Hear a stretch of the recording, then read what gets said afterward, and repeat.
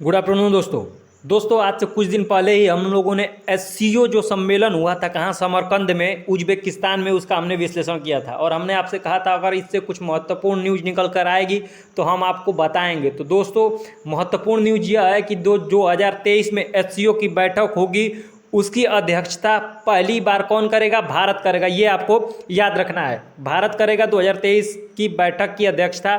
दोस्तों इस न्यूज़ का हम संपूर्ण विश्लेषण करेंगे, उससे पहले आइए हम एससीओ के बारे में समझ लेते हैं। देखिए एससीओ की फुल फॉर्म होती है शंघाई कोऑपरेशन ऑर्गेनाइजेशन। इसकी इस्टेब्लिशमेंट होती है 2001 में। तो जो 2022 में जो बैठक हो रही है वो 22वीं बैठक है और 23वीं बैठक का आयोजन कहाँ होगा? भारत में। याद रखिएगा 22 वाली बैठक कहाँ हो रही है? उज्बेकिस्तान के समरकंद में। ये आपसे क्वेश्चन पूछे जाएंगे। इस्टेब्लिश्ड होता है 2001 में। टोटल कंट्री हैं दोस्तों इसमें 9। ईरान भी लेटेस्ट कंट्री है जो कि सम्मिलित हुआ है।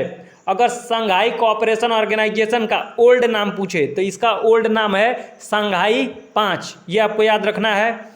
भारत इसका मेंबर कब बनता है? 2017 में भारत इसका मेंबर बनता है शंघाई कोऑपरेशन ऑर्गेनाइजेशन का। भारत की मेंबर बनने में महत्वपूर्ण भूमिका निभाई थी रसिया ने और 2017 में पाकिस्तान भी मेंबर बनता है किसका? शंघाई कोऑपरेशन ऑर्गेनाइजेशन का। वह किसके द्वारा बनाया जाता है? चाइना की मदद से वह बनता है। दोस्तों इसमें जो होता है वह ऑब्जर्वेशन नेशन भी हैं। ऑब्जर्वर नेशन में कौन कौन से हैं? अफगानिस्तान है दोस्तों, मंगोलिया है, ये आपको याद रखना है, और बेलारूस है। ये ऑब्जर्वेशन नेशन में आते हैं। अगर डायलॉग पार्टनर की बात की जाए तो बहुत सारे कंट्री हैं जिसमें आर्मेनिया है, अजरबैजान है, कंबोडिया है, नेपाल है। मतलब डायलॉग कंट्री में तो बहुत हैं। ऑब्जर्वेशन नेशन आपसे पूछा जा सकता है जिसमें अफगानिस्तान है, बेलारूस है और मंगोलिया है।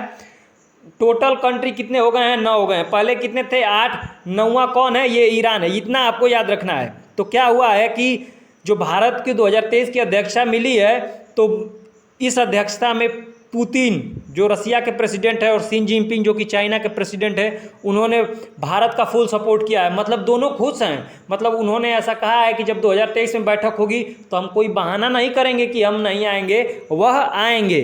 ठीक है। शंघाई कोऑपरेशन ऑर्गेनाइजेशन की स्थापना क्यों करी गई थी दोस्तों? तो उसके जो होता है 5 महत्वपूर्ण बिंदु थे। पहला, regional security. Central Asia country में जो क्षेत्रीय सुरक्षा है, उधर बहुत सारे टेररिस्ट ग्रुप हैं, तो उस क्षेत्रीय सुरक्षा को बरकरार रखने के लिए इसकी स्थापना करी गई। दूसरा, रिलीजियस एक्सट्रीमिज्म, मतलब जो धार्मिक अतिवाद होता है। धार्मिक अतिवाद मतलब जहाँ मुस्लिम अधिक हैं वहाँ पर जो माइनर लोग हैं उनको सताया जा रहा है। जहाँ हिंदू अधिक हैं, चाहे जो भी कम्युनिटी अधिक है, वह अपने जो माइनर कम्युनिटी है उसको दबाने का प्रयास कर रही है। तो इसको सेंट्रल एशिया कंट्री में जो कि ज़्यादा होता है तो उधर इसको रोकने का प्रयास करने के लिए एससीओ की स्थापना हुई। दूसरा, रीजनल डेवलपमेंट। सेंट्रल एशियाई कंट्री में दोस्तों क्षेत्रीय विकास के लिए भी इसका उपयोग किया गया। फाइट अगेंस्ट रीजनल टेररिस्ट, मतलब जो क्षेत्रीय आतंकवादी हैं उनका खात्मा करने के लिए जो होता है इसकी भी स्थापना की गई। मुख्य उद्देश्य है इन लोगों का कि यही में रीजनल सिक्योरिटी है, रिलीजियस एक्सट्रीमिज्म है, रीजनल डेवलपमेंट है, फाइट अगेंस्ट रीजनल टेररिस्ट है और एथिक सेपरेशन है। एथिक सेपरेशन मतलब क्या होता है दोस्तों कि जाति के आधार पर क्षेत्रों को बांट दिया जाता है कि यह मुस्लिम जाति के आधार पर हो गया, यह हिंदू, ये क्रिश्चियन, तो उसको रोकना सेंट्रल एशियाई कंट्री में कि ताकि ऐसा ना हो और वो अपने विकास की तरफ अच्छे से बढ़ सके। इसीलिए एससीओ की स्थापना करी गई और इसका महत्वपूर्ण कारण सिर्फ यही था कि सेंट्रल एशियाई कंट्री में जो है KKTTU, Kazakhstan, Kyrgyzstan, Tajikistan, Uzbekistan, Turkmenistan इसमें सम्मिलित नहीं है, एससीओ का मेंबर नहीं है, ये आपको याद रखना है। लेकिन सेंट्रल एशियाई कंट्री में दोस्तों आपको ध्यान रखना है कि इन क्षेत्रों में भारत का ईरान उरान हुए जो दोस्तों, इन क्षेत्रों में क्या करना है कि शांति लाना है और इनका विकास करना है क्योंकि ये लैंडलॉक कंट्री हैं। ठीक है, ये आपको याद रखना है। अब दोस्तों जो कि इसकी बैठक समरकंद में 2022 में हो रही है, तो अब भारत के जो प्रधानमंत्री जी हैं उनके जो बयान आए हैं वह क्या है, उस पर जो होता है थोड़ी सी टिप्पणी कर लेते हैं। भारत ने कहा है कि जो 2023 का ईयर होगा वह ईयर ऑफ मिलेट्स कहा है कि 2023 को ईयर ऑफ मिलेट्स कहा जाएगा और उन्होंने कहा है कि 2023 को हम ईयर ऑफ मिलेट्स के रूप में मनाएंगे। 2022 को नहीं, 2023 को। मिलेट्स को हम लोग सुपर फूड भी कहते हैं। तो आपसे क्वेश्चन पूछा जा सकता है कि सुपर फूड किसे कहा जाता है, तो मिलेट्स को सुपर फूड कहा जा सकता है, क्योंकि पूरी दुनिया जो होता है दोस्तों वह गेहूं और चावल मतलब ज़्यादा उपभोग करती है, तो उससे ध्यान खींचने के लिए मतलब कोई अन्य एंट्री कराने के लिए मिलेट्स का भारत जो होता है वह बढ़ावा करना चाहता है। जैसे राजस्थान इलाकों में यह सब ज़्यादा होते हैं, कम पानी में हो जाते हैं, तो इनको जो होता है मतलब एक्सपोर्ट करने के लिए भारत जो होता है क्या कर रहा है, पहचान दिलवाने की कोशिश कर रहा है।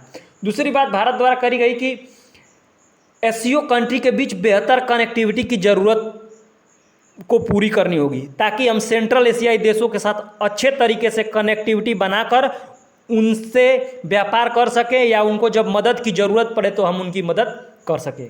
मोदी जी ने कहा है कि हम भारत को मैन्युफैक्चरिंग हब के रूप में बदलेंगे।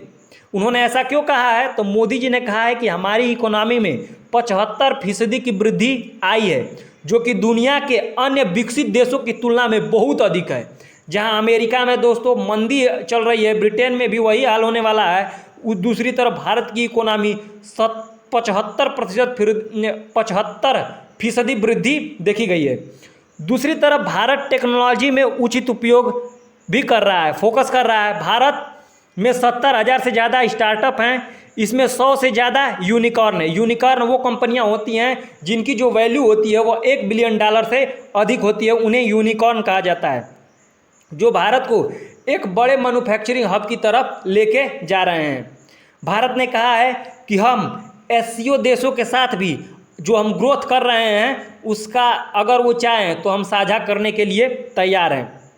भारत ने कहा है कि भारत विश्व के लिए मेडिकल टूरिज़्म का बेहतरीन डेस्टिनेशन है। कारण है कि भारत में सस्ते दवाओं में अच्छी जो होता है आपको इलाज देखने को मिलती है। भारत ने कहा है कि गुजरात में हमने global centre for traditional medicine का उद्घाटन भी करा है। भारत ने कहा है कि हम चाहेंगे कि एससीओ देश भी जो होता है हमारे मेडिकल का लाभ लें। दूसरी तरफ जो भारत ने रसिया और यूक्रेन वार पे रसिया को जो होता है सलाह देते हुए दोस्तों कहा है कि यह जो समय चल रहा है वह वार युग नहीं है, यह जो समय चल रहा है वह कूटनीति का युग है। कहने का मतलब यह है कि मोदी जी ने इनडायरेक्टली रसिया को कहा है कि आप वार को स्टॉप कर दीजिए और कूटनीति रूप से काम लीजिए। दूसरी तरफ वेस्टर्न कंट्री की भी बैठक पर नज़र थी, तो भारत ने उनको भी जवाब दे दिया है कि हम जो हैं वह रसिया का इस जो रसिया यूक्रेन वार है उसमें समर्थन नहीं करते हैं।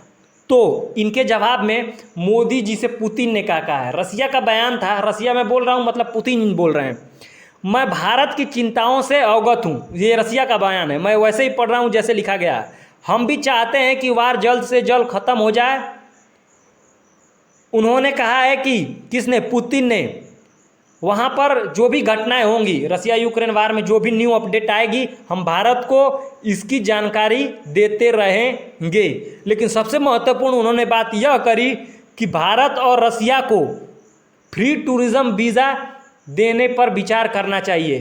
कैसा हो अगर हम लोग फ्री टूरिज़्म वीज़ा मतलब वीज़ा फ्री मिलेगा, आप जाकर रसिया में या फिर रसिया वाले भारत में आकर टूरिज़्म मतलब घूम सकते हैं, तो ये कैसा रहेगा। ये किसके द्वारा सुझाव दिया गया है, पुतिन जी के द्वारा सुझाव दिया गया है। दोस्तों मैंने आपको पहले ही बताया था कि भारत जो है वह उज्बेकिस्तान के जो होता है प्रेसिडेंट से भी वार्ता करने वाले हैं, हो सकता है चाइना से भी करें, और किसके साथ, तुर्की के प्रेसिडेंट के साथ भी वार्ता करें। तुर्की से जो होता है दोस्तों जहाँ तक वार्ता होगी वह कुछ खास नहीं होगी। कारण है कि तुर्की भारत विरोधी है, वह हमेशा पाकिस्तान के पक्ष में ही रहता है। दोस्तों ये रही एससीओ की बच्ची खुची विश्लेषण।